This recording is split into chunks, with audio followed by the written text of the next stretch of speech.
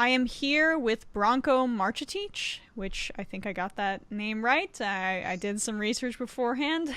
He is a Jacobin staff writer and author of Yesterday's Man, The Case Against Joe Biden.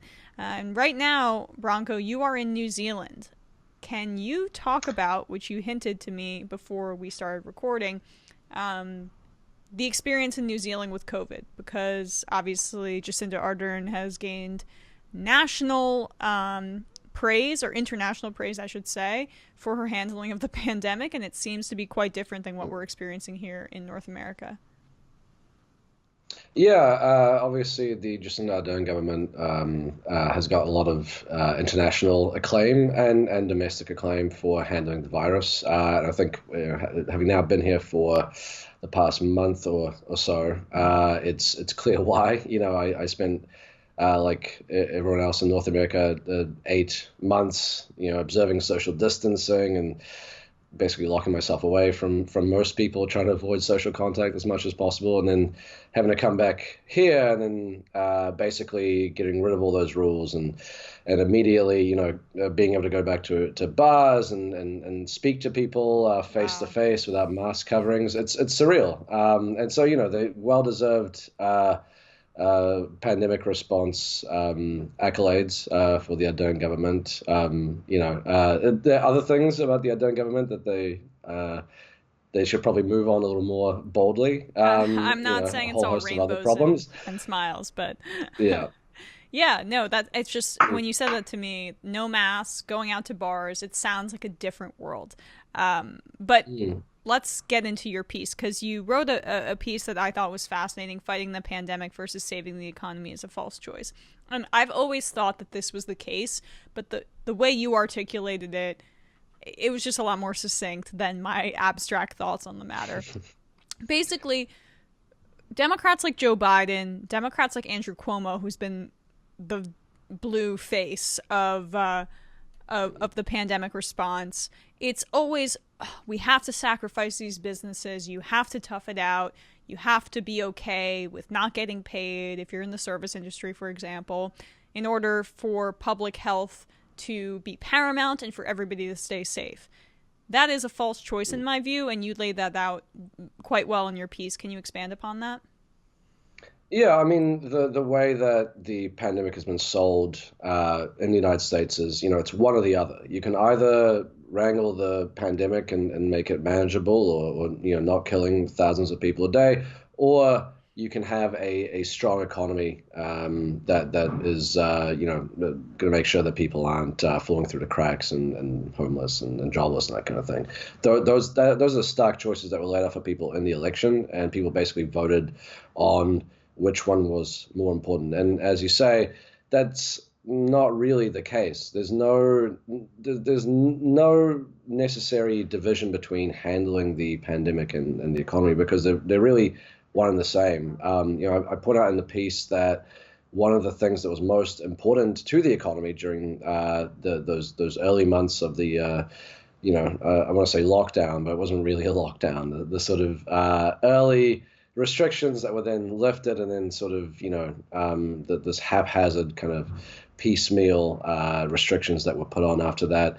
One of the things that was keeping the U.S. economy alive, probably the thing more than anything else, was the extended unemployment insurance, which of course was a pandemic measure, but also an economic measure. It meant that people who lost their jobs because of COVID restrictions, because of lockdowns, would not be punished for it, would not end up, being evicted or having to do risky things to maintain an income to be able to feed themselves while the economy was basically on pause. And, it ended up working, not just to keep people out of those dire straits, but also to ensure that the consumer spending that is basically the foundation of the economy continued at levels almost to what they were before the pandemic. And so that's one really clear case of where the pandemic and the economic response actually dovetail. We don't have to choose between them, and it's something that actually was very popular. Absolutely. I think it's been underreported how much of a boon to Trump's reelection effort, and part of why we saw maybe more popularity for him than initially anticipated, which was reflected down ballot, was his signature on those stimulus checks, which they've done studies. The checks, but more specifically the UI that you're discussing, kept millions out of poverty. And yet the Republicans are fixated on the small percentage. Oh, maybe some of these Americans got a little bit more in unemployment than they would have been making at their starvation wage initially. But to me, that goes to show, wow, that lifted these people out of poverty. Perhaps they could be making this living wage once we get past this horrific moment. Yeah, and at the same time, that kind of rhetoric has been coupled with this obscene bailout for if you're a corporation, if you're even a lobbying firm, in some cases, you can get basically an unlimited flow of money from the federal government, which completely undermines this idea that government spending is an issue at all, which of course we know from the Republicans' history they don't really believe. But secondly, that this idea that if you pay people too much, they simply just won't go back to work. They won't do their jobs. There's never been any evidence of that. It's the same thing that they said during the 2009, 2010 period, that unemployment insurance was keeping people from going back to their jobs. Wasn't true then, wasn't true now. And I mean, if that was true, then what about this massive flow of government welfare to the very richest in the country? Shouldn't that be effectively shutting down economic activity because people are simply too lazy to bother going back? Of course, those rules only apply if you're poor or if you're middle class, not if you are ridiculously wealthy. Right, exactly. And obviously, because of your book about Joe Biden, you have a lot of familiarity with his kind of thinking. And to me, what is disturbing is, one, the Republicans are already pushing this concept of austerity. The only thing that Mitch McConnell is prioritizing is this liability shield for corporations from any lawsuits if they endanger their employees. But the thing that freaks me out most about Biden is that he shows deference to that kind of thinking as opposed to rejecting it outright, because all of the empirical data shows that in fact government spending and stimulus and putting hands in the money of people, especially in this moment, that's what helps the economy. When you give money to rich people and you give money to corporations, they give stock buybacks to their executives, and then wealthy people, they hoard it or they don't recirculate it into the economy. So when you're thinking of it from a purely capitalistic perspective, it's the right thing to do. But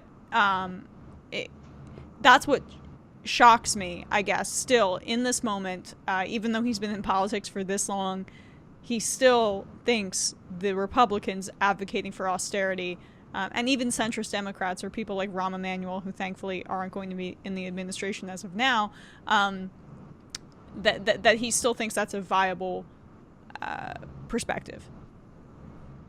Yeah, I tried to lay out in my book on Biden, which I'd hoped that people would sort of absorb before, voting in the Democratic primary, but evidently not.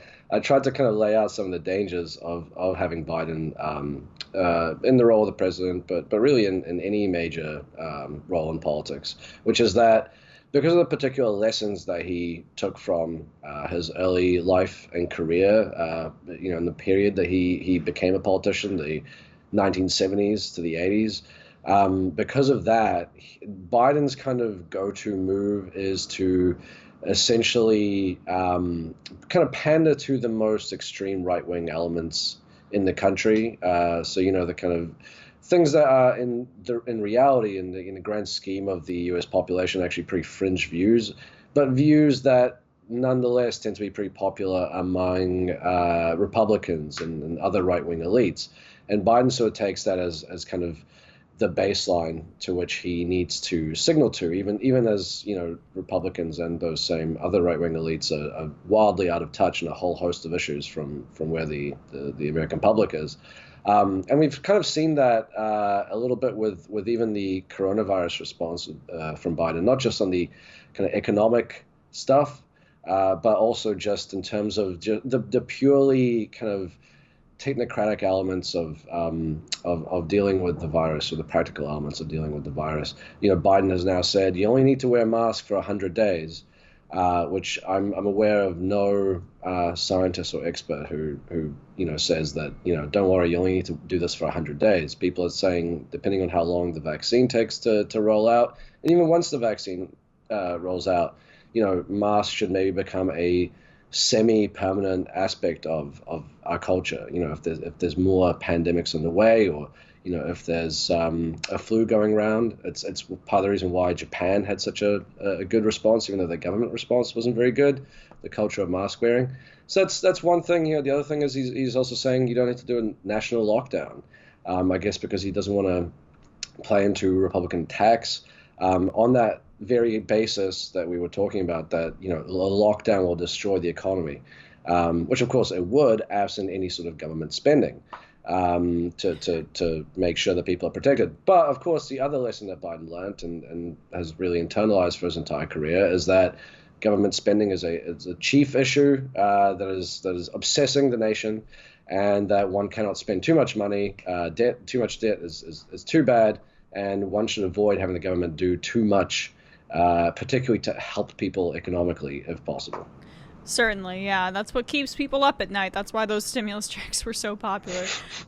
You did touch on some of these technocratic elements of what Biden is pushing in your piece, and how his 7-point plan is really just about contact tracing and mask wearing and vaccine distribution and task forces and all of these things that, like, it reminds me of what Pelosi said the other day, where she had to come up with an excuse for why she turned down the $1.8 trillion stimulus that Mnuchin agreed to, that had pretty much everything she wanted except for the testing and contact tracing strategy, which at the time I said was BS, because this was the kind of deal that even if a leftist was the Speaker of the House, they would accept.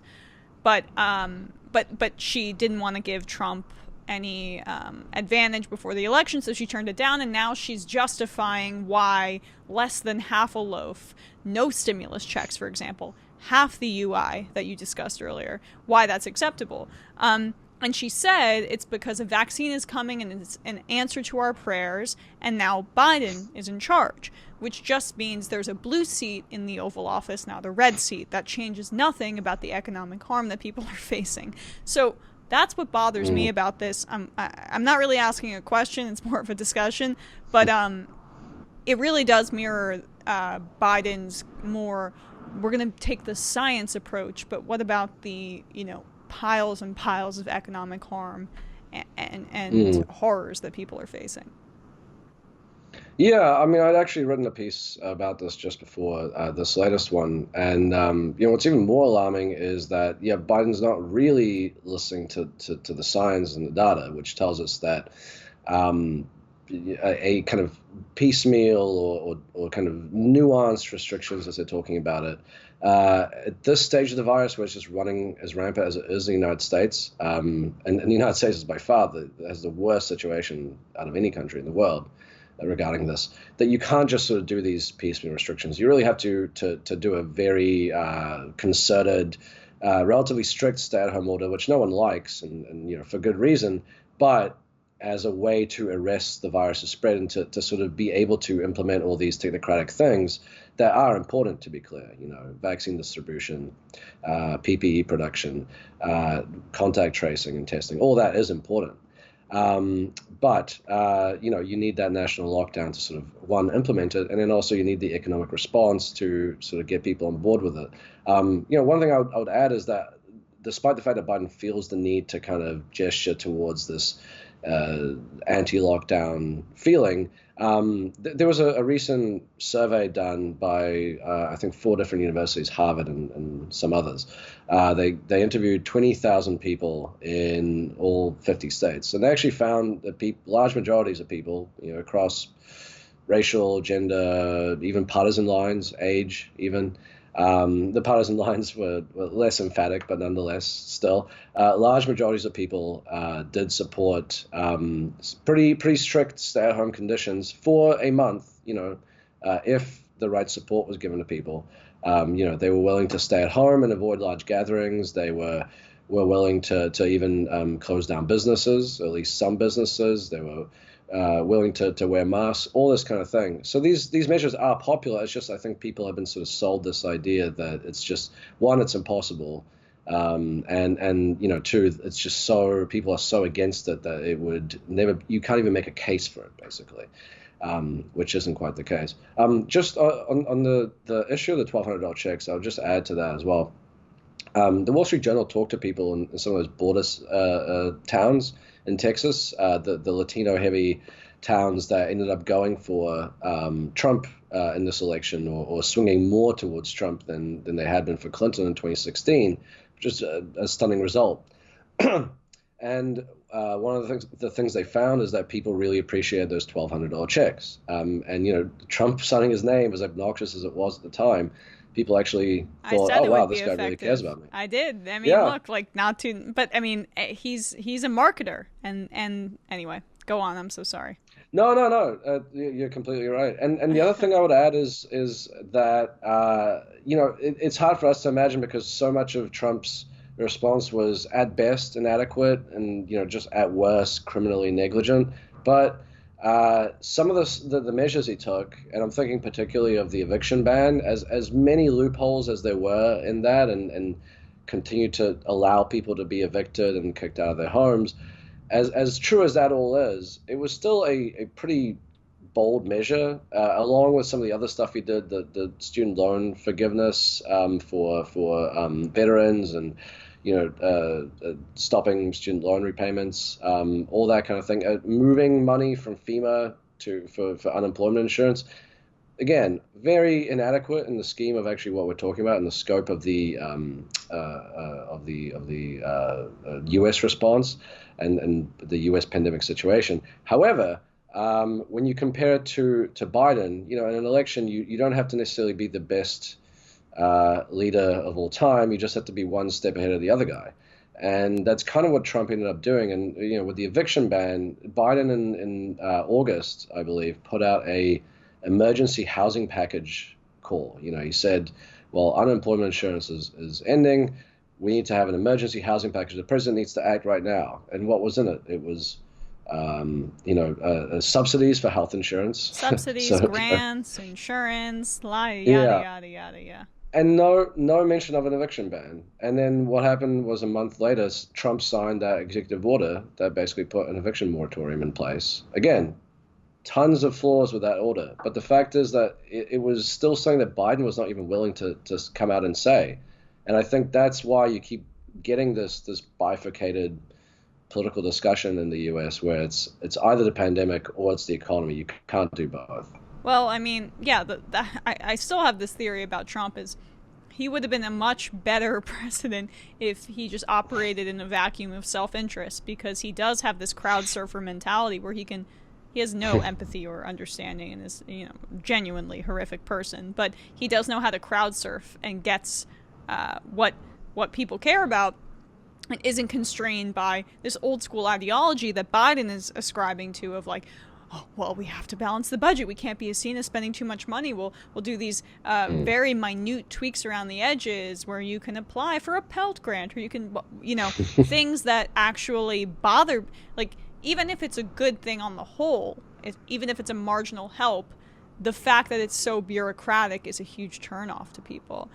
So finally, I just wanted to ask about this because to wrap up what you're talking about this false dichotomy between fighting the virus and the economy, there were other countries that did this way more effectively than the United States, and even countries with leadership like in Germany. Angela Merkel is not some progressive socialist, right? But at the beginning of the pandemic, I believe they did wage replacement. It might have been up to 70% for some certain bracket. But in order to lock down, the government subsidized people's wages to a certain amount so they could stay at home. And we've seen this internationally.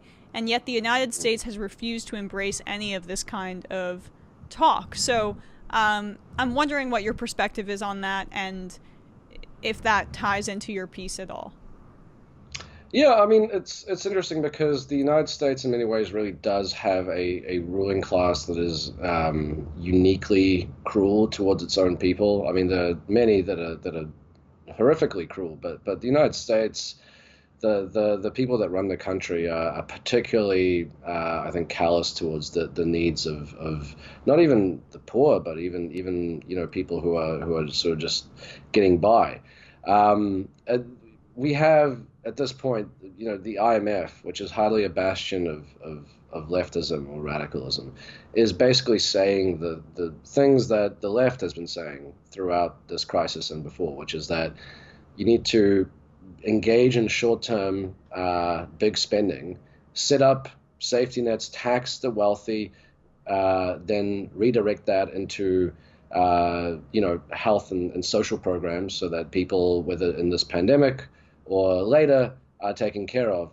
The IMF chief economist wrote a piece in the Financial Times that said that the fiscally responsible thing right now is to do a sort of fiscal stimulus to increase spending. The Financial Times, also not a bastion of left-wing radicalism, published an op-ed, an editorial board editorial earlier this year where they basically said, we need to do a sharp break from what came before, the kind of policies that have dominated the neoliberal era of the past 40 years, and we need to start taxing the rich and creating actual, something approaching decent societies that take care of people. So the traditional kind of neoliberal, intelligentsia, ruling class, whatever, they recognize that if you don't do this stuff, there could be a real instability in the system, which of course they don't want. They want to keep things relatively afloat. But the funny thing is that in the United States, that the Democrats, the Republicans, the galaxies of kind of consultants and thinkers that surround those two parties, they don't seem to have really swallowed this view. And it kind of reminds me of with Roosevelt. Roosevelt was not a radical in the 1930s. What he did was he wanted to save capitalism, and so that's where the New Deal came from. It was a way to sort of accommodate to the system, to take away people's grievances with the system, and to make life bearable enough that people sort of said, well, we don't want to go into a full-scale revolution, and bring this down. And in the United States right now, no one, the people running the country don't seem to even want to do that. They're so attached to this kind of strict neoliberal dogma that they are kind of contributing to this this boiling pot, that erupted already once earlier this year after the shooting of George Floyd, and it's only a matter of time before it erupts again, whether it's because of a police shooting or something else. Yeah, I couldn't agree more. Branko Marcetic of Jacobin, you have a bunch of great articles up there, and people can read your book, Yesterday's Man, The Case Against Joe Biden. Thank you so much for taking the time to speak with me today. Thanks for having me.